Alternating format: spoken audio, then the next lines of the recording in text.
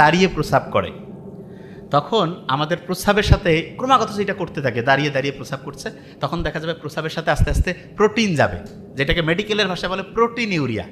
তার মানে দাঁড়িয়ে যখন কেউ প্রস্রাব করে ক্রমাগত, তখন আস্তে আস্তে তার প্রস্রাবে প্রোটিন যেতে থাকে, এবং প্রস্রাবে প্রোটিন যাওয়া মানে আস্তে আস্তে তার কিডনির যে ক্যাপাসিটি সেটা ক্রমাগত দ্রুততার সাথে ধ্বংসের দিকে যাচ্ছে।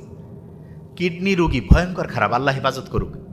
ক্যান্সারে মরলে তো একটা একরকম, কিডনি ডায়ালাইসিস আল্লাহ হেফাজত করুক। কিডনির রোগ থেকে বাঁচার জন্য অনেক তো সিস্টেম আছে, তার মধ্যে একটা গুরুত্বপূর্ণ যে জিনিস সেটা হলো আপনি দাঁড়িয়ে প্রস্রাব করবেন না। আল্লাহর নিয়ম তো মানলে দেখেন কত লাভ। আপনার হচ্ছে প্রোটিন যাওয়ার যে প্রক্রিয়া সেটা আল্লাহর রহমতে ওইটা থেকে মুক্ত থাকবেন, কিডনির কর্মক্ষমতা ঠিক থাকবে। আচ্ছা, আরেকটা জিনিস, দাঁড়ায় পানি খান কারা কারা? খান নাকি? আলহামদুলিল্লাহ, খাই না। দাঁড়িয়ে পানি না খেয়ে যে আমরা বসে পানি খাই, দাঁড়িয়ে পানি খাইলেও দেখা যায় কিডনির উপরে এটা নেগেটিভ একটা ইম্প্যাক্ট ফেলে, তার মানে ওইটা আমাদের শরীরের জন্য ক্ষতিকর। আমি বিজ্ঞান যতগুলো পড়ছি, যা কিছু বুঝি, আমি অবাক হয়েছি। শুধু কি কারণে জানেন?